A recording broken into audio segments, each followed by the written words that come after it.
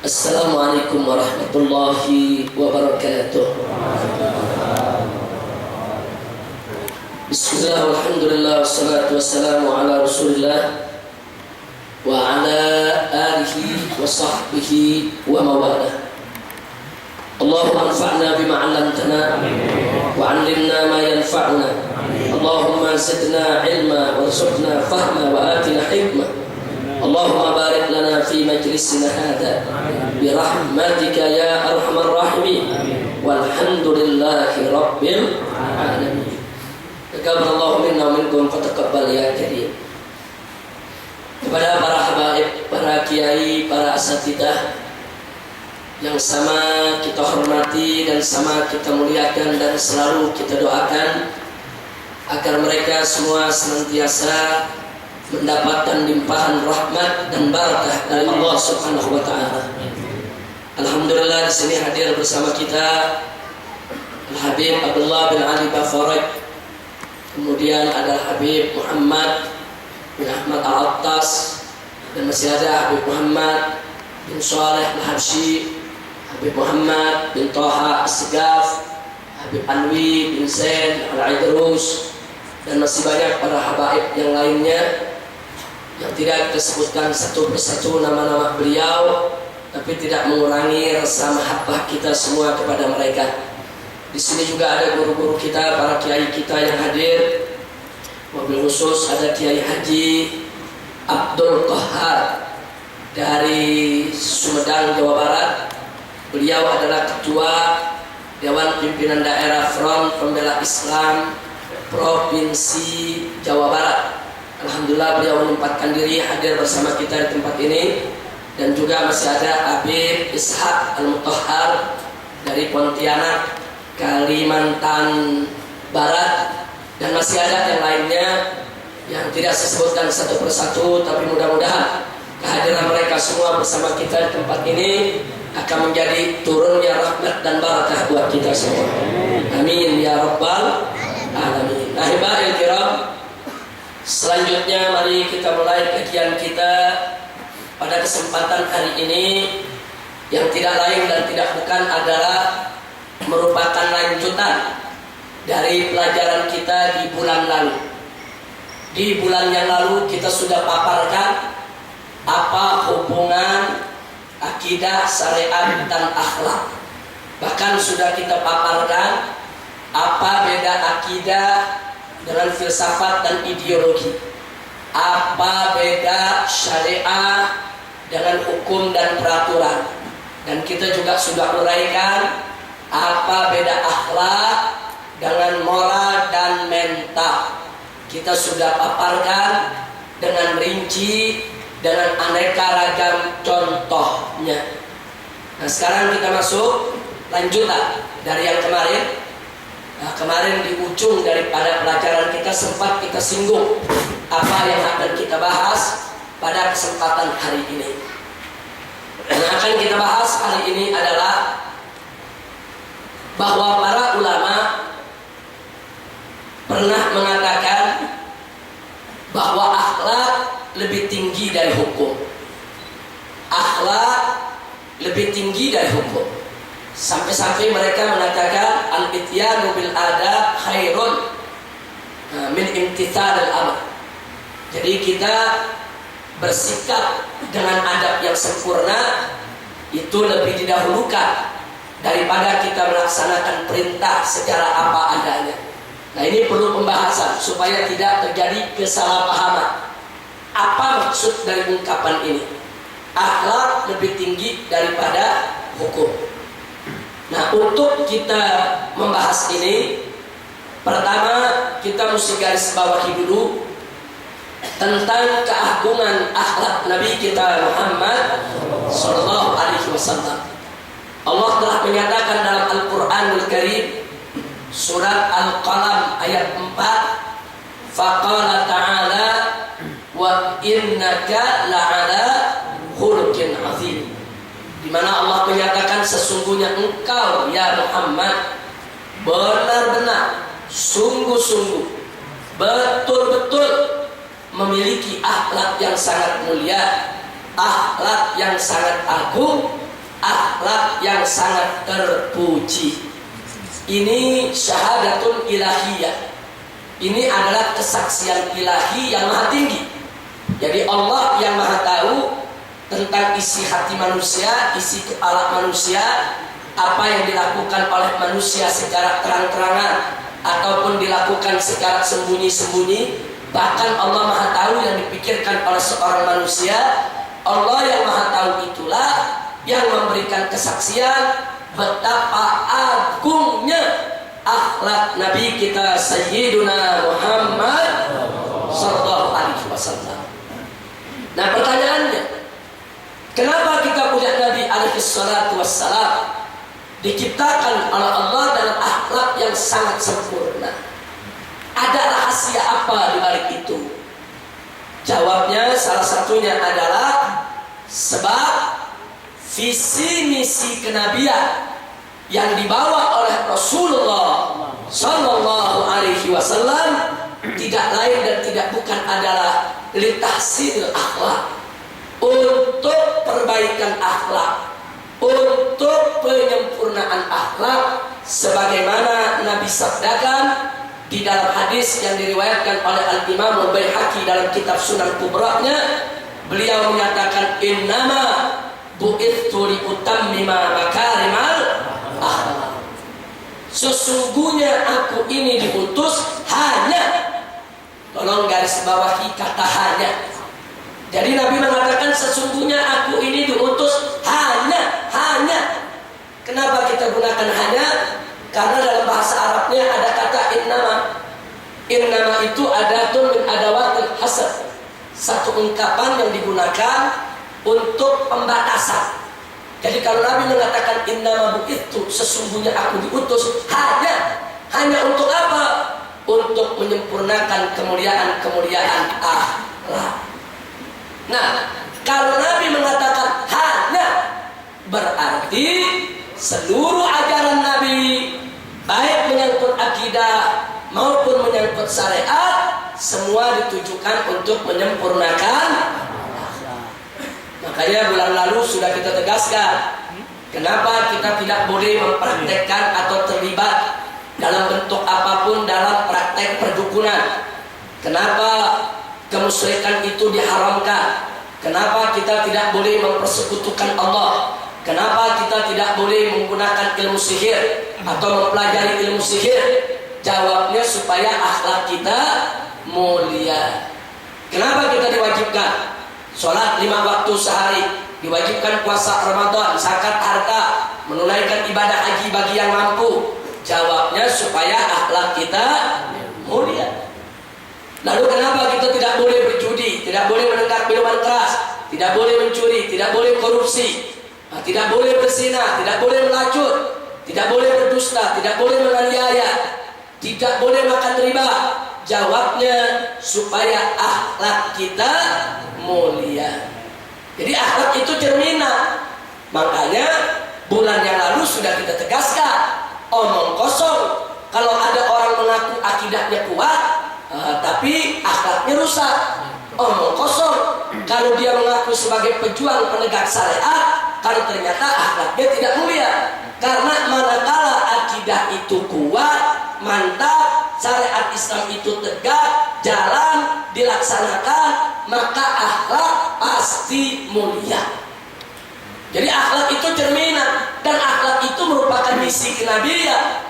Misi kenabian yang dibawa oleh Rasulullah adalah untuk menyempurnakan akhlak. Itulah rahasianya kenapa Nabi diciptakan oleh Allah dengan akhlak yang begitu sempurna. Karena misinya untuk penyempurnaan akhlak. Bagaimana mau menyempurnakan akhlak kalau akhlaknya tidak sempurna? Bagaimana mau menyempurnakan akhlak kalau akhlaknya tidak sempurna? Itu rahasianya. Kita punya Nabi akhlaknya begitu agung, begitu mulia, begitu suci, karena memang beliau punya tugas yang luar biasa, misi kenabian untuk menyempurnakan akhlak umat manusia. Shallu ala Nabi. Nah, kemudian dari sini kita perlu melihat beberapa hadis tentang akhlak. Yang pertama, Nabi mengatakan dalam satu hadis, Kama qala Nabi sallallahu alaihi wasallam, husnul khuluq nisfuddin. Akhlak yang baik itu separuh agama. Ini diriwayatkan oleh Imam Ad-Dailami dalam Sunan Al-Firdaus dan Al-Imam Al-Khatib Al-Baghdadi di kitab Tarikh Baghdad. Kemudian yang kedua, Nabi mengatakan akmalul mu'minina imanan ahsanuhum khuluqan. Jadi orang beriman yang paling sempurna imannya adalah yang paling bagus akhlaknya. Semakin bagus akhlaknya, itu menandakan semakin sempurna imannya. Hadis ini diriwayatkan oleh Imam Tirmidzi dalam kitab Jami'-nya dan oleh Imam Ahmad dalam kitab Musnad-nya. Kemudian yang ketiga, Nabi mengatakan lagi dalam hadis yang lain, su'ul khuluq yufsidul amal kama yufsidul khallul asal. Jadi akhlak yang jelek itu merusak amal sebagaimana cuka merusak madu, saudara. Madu itu manis, segar, enak, tapi kalau sudah terkena cuka, rusak dia, saudara. Nah, jadi begitu juga amal perbuatan kita yang sudah bagus, sudah baik, dirusak dengan akhlak yang tidak baik, maka rusak kita punya amal, saudara. Nah, kemudian yang keempat, saudara, hadis yang diriwayatkan oleh Al-Imam Al-Baihaqi di mana Nabi mengatakan al-mu'minu yuhibbu li akhihi ma yuhibbu nafsi. Orang mukmin itu menyukai bagi saudaranya apa yang disukai untuk dirinya. Nah, ini kalau dalam riwayat Bukhari bunyinya la yu'minu ahadukum hatta yuhibba li akhihi ma yuhibbu li nafsi. Itu riwayat Bukhari. Kalau riwayat Baihaqi bunyinya seperti ini. Al-mu'minu yuhibbu li akhihi ma yuhibbu li nafsi. Nah, baik. Yang kelima adalah hadis di mana seorang sahabat di tengah majelis Nabi mengatakan kepada Nabi, "Ya Rasulullah, inna fulana tasuman nahara wa taquman laila walakinnaha tu'dhi jiranaha bilisaniha." Jadi ada sahabat mengatakan, "Wahai Nabi, wahai Rasul, inna fulana," ada seorang perempuan. Kalau fulan lelaki, kalau fulana perempuan. Ada seorang perempuan tasuman nahar, rajin puasa siang harinya. Wa taqumal lail, dan rajin bangun malamnya. Walakinnaha tu'dhi jiranaha, tapi dia ini suka mengganggu tetangganya. Bilisaniha, dengan lisannya, dengan mulutnya. Jadi ini perempuan suka ganggu tetangga, nyakiti tetangga dengan mulutnya. Seperti judes, ketus, ngatain tetangga, nyakitin tetangga, menghina tetangga, mengganggu ketenangan tetangga. Dan apa jawab Nabi? La khaira fiha. Nah, kita tulis di layar, itu ada jawaban Nabi itu. La khaira fiha, kata Nabi. Enggak ada kebaikan dalam diri perempuan tadi. Ini menarik untuk kita kaji. Perempuan ini sholat, bukan hanya sholat fardu, sholat sunnah di waktu malam. Perempuan ini rajin puasa, bukan hanya puasa Ramadan, hampir setiap hari dia puasa, saudara. Tapi ternyata Nabi mengatakan la khaira fiha, nggak ada kebaikan dalam dirinya. Gara-gara apa? Gara-gara akhlaknya nggak bagus, suka ganggu tetangga, mulutnya ngeganggu tetangga, nyakitin tetangga, mengecewakan tetangga, merusak keamanan daripada kenyamanan hidup tetangga, saudara. Nah, kenapa Nabi mengatakan la khaira fiha? Sebab puasanya, sholatnya tidak mampu memperbaiki akhlaknya. Sholatnya, puasanya tidak mampu menjadikan dia sebagai perempuan yang berakhlak mulia. Maka itu akhlak itu penting. Kan tadi Nabi katakan husnul khuluq nisfuddin. Akhlak yang baik itu separuh agama. Nah, jadi kalau kita menegakkan hukum sholat puasa tapi akhlak tetap rusak, Nabi yang mengatakan la khaira fiha, enggak ada kebaikan dalam dirinya. Masya Allah. Maka itu saya ulangi sekali lagi, sebagaimana yang sudah kita tandaskan pada bulan yang lalu, al-Islam dinul akhlak. Islam itu adalah agama akhlak. Makanya anak-anak muda, tolong perhatikan akhlak kita. Agama ini adalah agama akhlak. Akhlak itu penting. Akhlak itu cerminan daripada kuat tidaknya iman kita, tegak tidaknya syariat kita, saudara. Mudah-mudahan Allah berikan akhlak yang mulia untuk kita semua. Nah, sekarang muncul pertanyaan, lalu apa itu akhlak? Apa sih akhlak itu? Saya di sini tidak ingin menyampaikan dengan teori. Saya lebih suka menyampaikan dalam bentuk contoh-contoh yang praktis, supaya kita nanti punya gambaran apa itu akhlak yang mulia. Nah, mari kita lihat apa sih itu akhlak. Sebagaimana saya contohkan di bulan lalu, saudara. Ada seorang ayah nyuruh anaknya, nak, ambilkan handuk. Diambilin itu handuk. Kemudian si bapak ngomong si anaknya, cepet dong, lempar itu handuk, cepet, bapak perlu lempar. Si anak disuruh lempar ke handuk, dibuntel, dia lempar ke muka bapaknya. Saya mau tanya, jujur jawab semua. Yang nyuruh lempar siapa?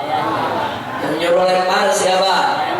Bapak. Bapaknya suruh lempar, ya anak lempar, berarti nurut dia, taat dia, patuh dia. Tapi jujur, bagus atau jelek? Kok jelek? Akhlak. Kan nurut. Akhlak. Kok nurut bisa jelek, saudara? Padahal nurut ini bukan nggak nurut. Oh, kalau tuh anak dibilang kamu nggak nurut, tuh anak bisa jawab, nah, kan bapak yang suruh. Dia nurut. Jadi kita katakan dia taat, dia patuh, dia nurut, tapi tidak baik, saudara. Baik, sekarang bagaimana kalau bapaknya suruh, ayo lempar. Ini anak nggak mau lempar. Dia tahu nih, oh bapaknya mau buru-buru nih, jangan lama-lama, diambil dia lari ke bapaknya. Dia serahin secara santun penuh hormat, saudara. Saya tanya, saudara, itu anak nurut ya? Nurut. Enggak disuruh lempar. Dia nggak lempar. Nurut ya? Nurut ya? Zohirnya nggak nurut, zohir. Zohirnya dia nggak nurut. Orang tua suruh lempar, dia nggak lempar. Zohirnya. Zohirnya dia tidak nurut. Zohirnya dia tidak taat. Zohirnya dia tidak patuh. Tapi jujur, perilaku dia bagus nggak? Bagus. Kok aneh ya? Nurut jelek, nggak nurut bagus. Kok bisa begitu, saudara? Ini kajian akhlak di sini, saudara. Zohirnya memang anak ini tidak nurut. Zohirnya. Tapi hakikatnya dia lebih dari sekedar nurut, saudara. Lebih dari sekedar nurut. Kenapa? Tujuan daripada perintah lempar, tujuannya bagaimana anduk itu sampai ke tangan bapaknya dengan cepat. Itu tujuannya. Nah, si anak nggak mau lempar, dia lari, dia kasih. Itu handuk sampai ke tangan bapaknya dengan cepat. Berarti tujuan perintah tercapai. Tujuan perintah terwujud. Manakala tujuan perintah itu tercapai, terwujud sesuai dengan keinginan si ayah tadi, maka si anak tidak boleh dikatakan tidak nurut, saudara. Itu anak nurut, itu anak patuh, itu anak taat, bahkan lebih dari sekedar taat, lebih dari sekedar patuh, lebih dari sekedar nurut. Kenapa? Karena dia laksanakan itu perintah dalam bentuk yang lebih baik, dengan cara yang lebih sempurna, sudah. Kira-kira jelas tidak? Kira-kira jelas tidak? Berarti tujuan perintah tercapai tidak? Terwujud tidak? Kalau begitu itu anak nurut, bahkan dengan cara yang lebih baik. Itulah yang disebut akhlak. Itu yang disebut akhlak. Kira-kira jelas ya? Makanya para ulama mengatakan akhlak itu di atas hukum. Maksudnya, saudara, manakala akhlak itu ditegakkan, hukum pasti ditegakkan. Kalau hukum yang ditegakkan, belum tentu akhlak ikut tegak. Saudara, Jadi jangan sampai kita terjebak dengan pola pikir, cara pikir kaum liberal. Orang liberal ngomong begini, tujuan daripada sholat puasa kan supaya akhlak baik. Ya kalau akhlak kita udah baik, nggak perlu kita sholat dan puasa. Kan ulama-ulama mengatakan akhlak di atas hukum. Jadi hukum sholat, hukum puasa itu rendah, nggak perlu kita laksanakan. Manakala akhlaknya sudah bisa kita capai, kan tujuannya akhlak yang mulia. Jadi dia mengatakan akhlak di atas hukum, udah hukumnya buang aja, yang penting akhlak. Nah ini penyesatan atau pendangkalan akidah. Sudah, mana mungkin akhlak itu bisa mulia tanpa sholat? Mana mungkin akhlak itu bisa mulia tanpa puasa? Mana mungkin akhlak itu bisa mulia tanpa akidah yang kuat, tanpa syariat yang tegak? Mustahil. Justru yang dimaksud dengan akhlak di atas hukum adalah penegakan hukum dengan cara yang lebih sempurna, bukan peninggalan hukum. Jadi orang-orang liberal ini mungkin ada sakit jiwa sedikit sudah. Jadi cara mereka memahami akhlak di atas hukum, kalau gitu hukumnya tinggal aja, ambil akhlak doang. Dari mana datangnya? Yang dimaksud akhlak di atas hukum ialah pelaksanaan hukum dengan cara yang lebih baik, pelaksanaan hukum dengan cara yang lebih sempurna, pelaksanaan hukum dengan cara yang lebih santun, lebih sempurna, lebih baik. Itu yang dimaksud akhlak di atas hukum. Bukan akhlak di atas hukum ditinggal, bukan akhlak di atas hukum itu tidak diindahkan, bukan. Hukum itu tetap ditegakkan, bahkan dengan cara yang lebih baik. Kira-kira jelas tidak? Alhamdulillah. Jadi hati-hati, kadang-kadang suka disalahpahami atau memang sengaja disalahpahami saudara. Nah, supaya apa? Supaya sesuai dengan hawa nafsu mereka. Na'udzubillah min dzalik. Sampai di sini kira-kira jelas tidak? Baik, kita berikan beberapa contoh. Satu, saudara, kita akan berikan contoh.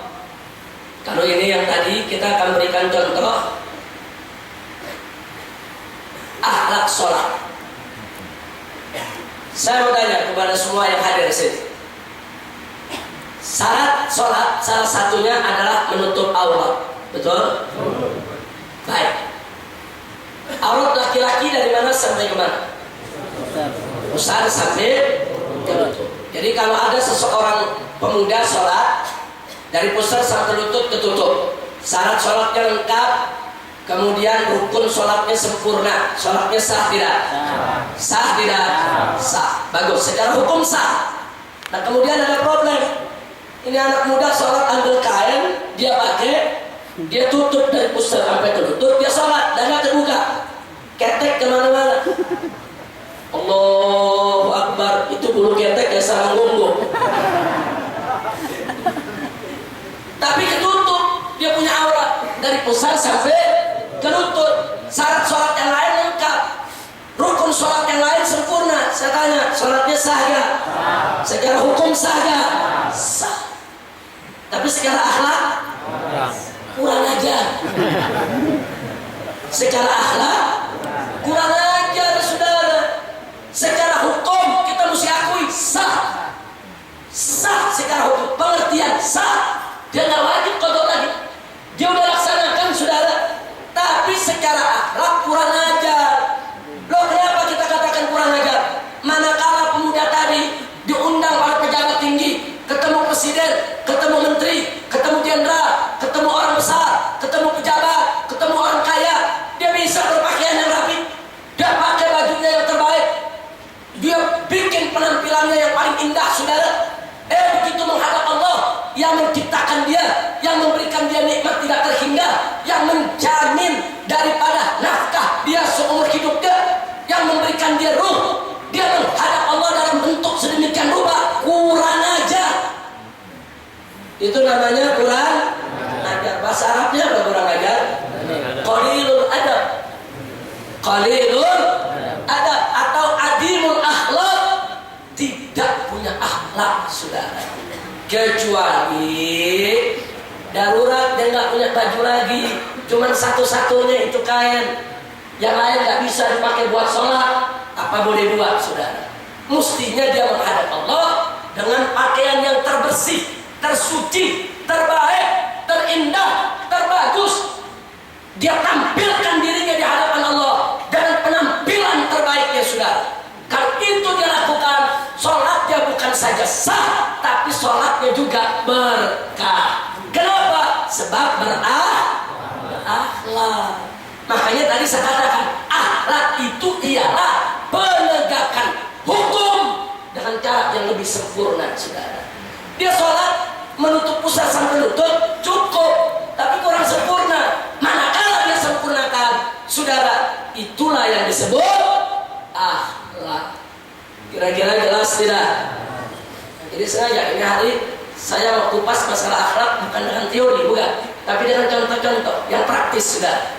Dengan contoh jadi kita tahu, oh akhlak begitu, itu akhlak. Sebab orang sekarang ini kalau bicara akhlak, yang ada di kepalanya orang bertutur sapa lembut, bertutur sapa santun, banyak senyum, nah itu dibilang akhlak sudah. Selain itu dia nggak bilang akhlak.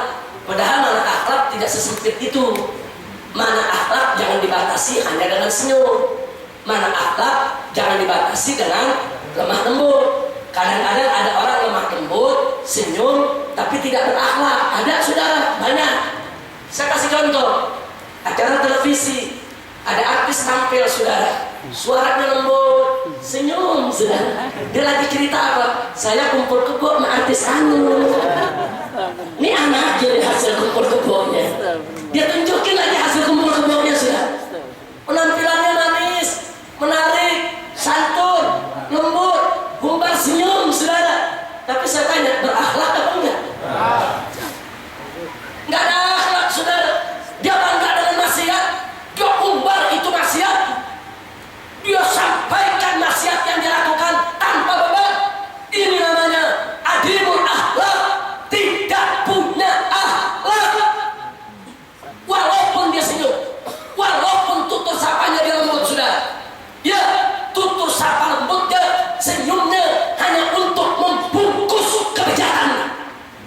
Jadi itu kebejatan dibungkus sama senyuman, dibungkus sudah dengan tutur sapa yang lemah lembut sudah. Makanya jangan kaget kenapa di Indonesia banyak nabi palsu laku saudara. Itu tadi tutur sapanya lembut saudara. Apa orang percaya di nabi? Ini fakta saudara. Jangan tertipu. Banyak kesesatan dibungkus dengan senyuman. Banyak kesesatan dibungkus dengan kelembutan saudara. Ini yang mesti kita waspadai. Nah, jadi saudara, tolong kita mesti waspada. Betul, tutur sapa lembut itu bagian dari akhlak. Betul, senyuman itu bagian daripada akhlak. Tapi senyum saudara untuk menebar rahmat, bukan senyum untuk menutup maksiat. Saudara, tutur sapa lembut untuk menegakkan kalimat Allah, itu yang akhlak. Bukan tutur sapa lembut untuk menyebarluaskan kemunkaran saudara. Jadi ini yang perlu saya garis bawahi, hati-hati. Makanya sekarang ini saya lebih suka menyampaikan akhlak dalam bentuk bukan teorinya, tapi contoh-contoh yang praktis, biar lebih terbuka kita tahu apa itu akhlak. Kira-kira jelas tidak? Alhamdulillah. Contoh kedua, kita ambil akhlak baca Al-Quran. Nabi alaihi salatu wassalam menganjurkan siapa mau baca Al-Quran agar bersiwak. Saya mau tanya, bersiwak supaya kenapa? Supaya giginya bersih dan supaya mulutnya tidak bau saudara. Loh kenapa Nabi anjurkan bersiwak? Sebab yang mau dibaca ini kalam Allah, ini firman Allah saudara. Ini bukan sembarang bacaan, ini bacaan mulia, ini bacaan agung, ini bacaan suci. Sampai bacanya jangan bau itu mulut saudara. Jadi diajarkan oleh Nabi akhlak, adab. Ini yang kita mau baca, bacaan suci, bacaan mulia, bacaan agung. Perhatikan bau mulut kita sudah. Subhanallah. Ini ada akhlak. Tapi saya mau tanya, kalau ada orang habis makan jengkol, mulut bau jengkol saudara. Terus baca Quran, dosa nggak? Kenapa nggak dosa? Karena bersiwak itu bukan kewajiban. Karena bersiwak itu sunnah. Jadi kalau mulut bau jengkol dia baca Al-Quran, dia nggak dosa karena dia tidak melanggar kewajiban. Nah, cuman dia tidak melaksanakan sunnah. Betul tidak wajib, cuma kurang berakhlak. Loh, kenapa kurang berakhlak? Karena Nabi ajaran akhlak. Baca Al-Quran, bersihkan itu mulut.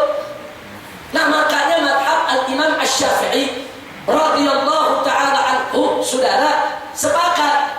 Ada perbedaan pendapat. Orang yang hadas kecil boleh megang mushaf Al-Quran atau tidak. Orang yang hadas besar boleh megang mushaf Quran atau tidak, dan boleh baca Al-Quran atau tidak. Ulama berbeda pendapat. Tapi ada yang menarik. Madhab Al-Imam Asy-Syafi'i radhiyallahu ta'ala anhu memilih bahwa orang hadas besar dan hadas kecil tidak boleh menyentuh mushaf Al-Quran, dan orang yang hadas besar tidak boleh baca Al-Quran. Kenapa ini dipilih? Terlepas daripada perdebatan dalil, madhab Al-Imam Syafi'i memilih pendapat ini karena pendapat ini lebih sejalan dengan Al-Akhlaqul Karimah. Ini Al-Quran ini kan firman Allah. Ini mushaf Al-Quran ini kumpulan di dalamnya kalam Allah yang suci. Saudara, kalau tadi Nabi ajarkan bacanya dengan mulut yang tidak bau, dengan mulut yang tidak kotor, dengan mulut yang bersih. Makanya madhab Syafi'i lebih mendukung menyentuh mushaf Al-Quran pun harus suci. Tidak boleh orang hadas kecil apalagi hadas besar untuk menyentuh mushaf Al-Quran. Kenapa? Saking agungnya, saking sucinya, saking madhab Syafi'i memuliakan kalam Allah Subhanahu wa ta'ala. Begitu juga yang hadas besar, saudara, tidak boleh baca Al-Quran. Apa? Saking mulianya kalam Allah, saking agungnya kalam Allah, nggak boleh sembarangan dibaca oleh orang yang sedang kotor, saudara. Subhanallah.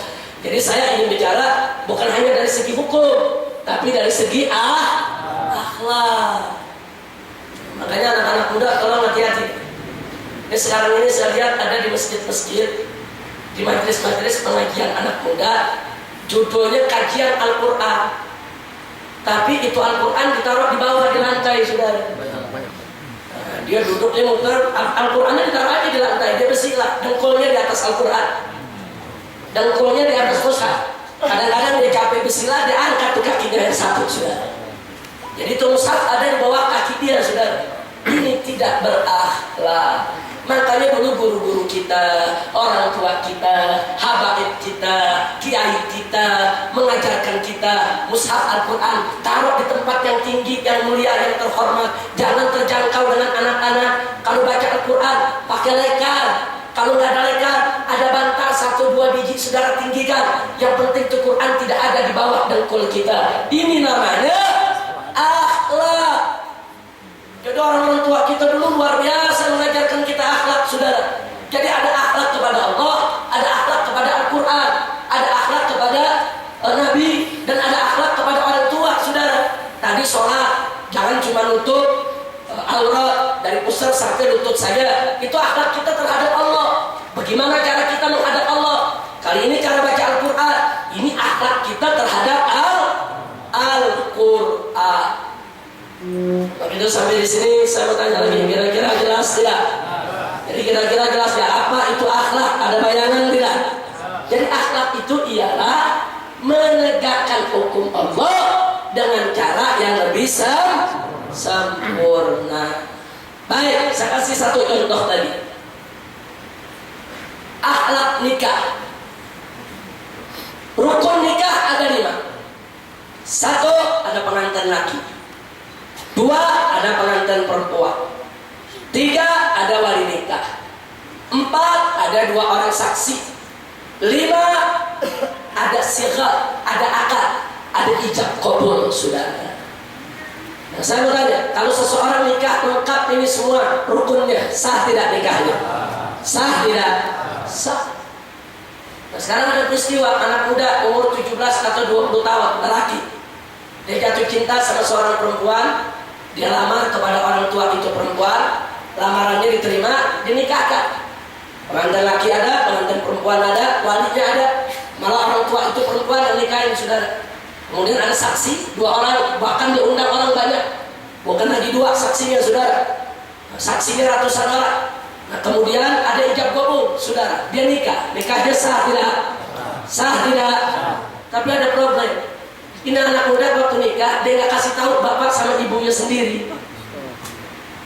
Bapaknya sendiri dia nggak kasih tahu ke ibunya, saudara. Dia nikah. Nikahnya secara hukum sah. Kenapa? Karena izin dan restu dari ibu si lelaki dan bapak si lelaki, bukan syarat nikah, bukan rukun nikah. Secara hukum sah. Secara hukum. Tapi secara akhlak, hati-hati saudara. Kalau ibunya tersinggung, kalau bapaknya tersinggung, kalau ibu bapaknya marah, mereka kecewa, terus mereka tidak ridho, saudara, maka si anak menjadi uququl walidain, durhaka kepada kedua orang tua. Uququl walidain, dosa besar, bukan dosa kecil, saudara. Nikahnya sah, tapi si laki dosa besar. Masya Allah. Jadi hati-hati, saudara. Itu bahayanya kalau kita tidak memperhatikan akhlak. Jangan hanya terpaku dengan hukum. Oh, ada anak muda jawab, Habib, tapi kan itu urusan pribadi saja. Sama menikah itu urusan pribadi. Nikah itu bukan urusan pribadi. Nikah itu urusan keluarga.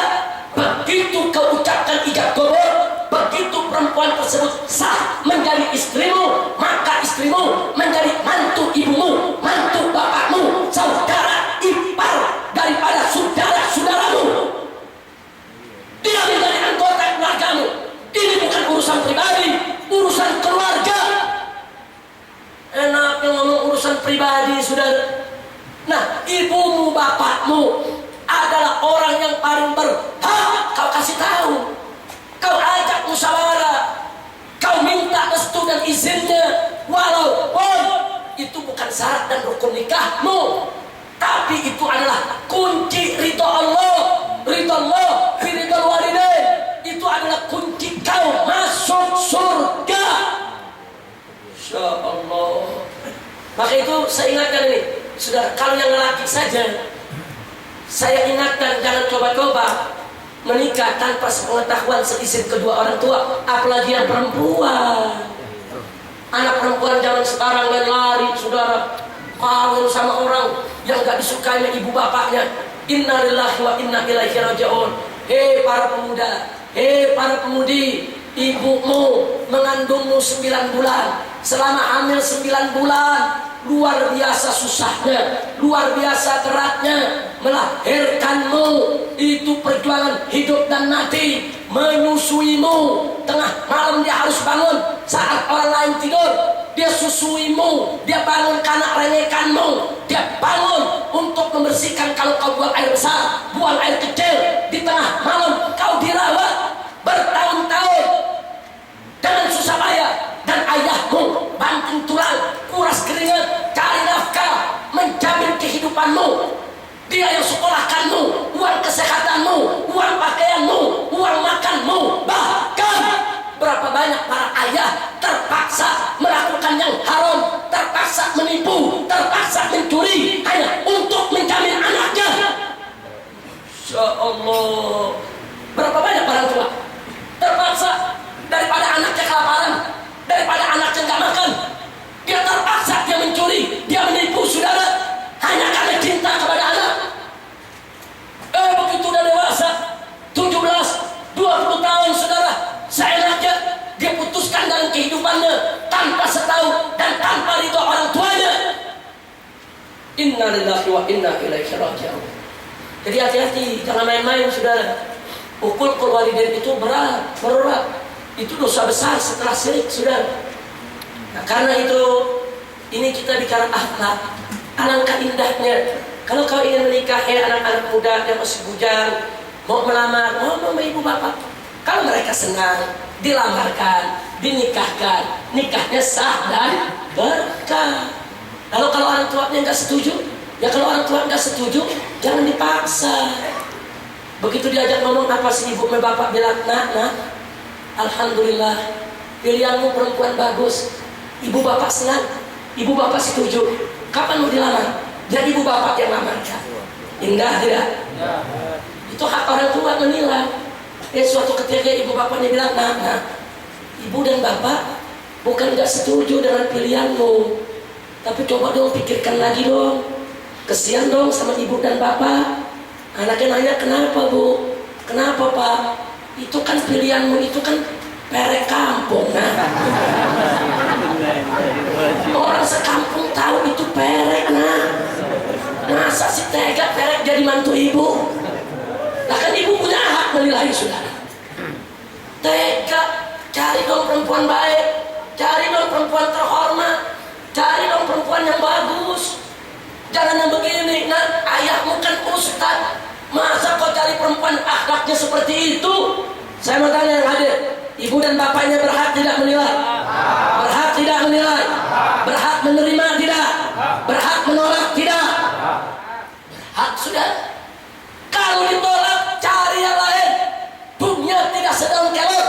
Jangan kita korbankan cinta ibu bapak kita yang belasan tahun, puluhan tahun, saudara, yang luar biasa pengorbanannya hanya untuk perempuan, hanya untuk lelaki yang baru kita kenal beberapa bulan. Jangan korbankan cinta orang tua, saudara. Ridho Allah fi ridho walidain. Ridhonya Allah ada dalam ridho kedua orang tua. Jadi sekali lagi, maka itu maaf saudara, di markas syariat dan di front pembela Islam tidak ada doktrin kepada anggota. Kamu boleh kawin silakan, ntar ustaz yang nikahin walaupun ibu bapak nggak setuju, nggak bisa saudara. Saya kaget ada organisasi di Indonesia, saudara, yang mendoktrin anggotanya dan siap mengawinkan anggotanya perempuan atau laki oleh si guru yang menikahkannya tanpa izin kedua orang tuanya, saudara. Ajaran Islam mana yang kau ajarkan kepada para pemuda-pemudi kita? Ajaran Nabi yang mana yang kau ajarkan kepada anak-anak untuk kurang ajar kepada ibu bapaknya? Nggak boleh, saudara. Apapun organisasinya, apapun kelompok majelisnya, kalau dia mengajarkan kurang ajar kepada orang tua, itu bukan ajaran dari Nabi kita Muhammad Sallallahu Alaihi Wasallam. Orang tua taruh di atas kepala, saudara.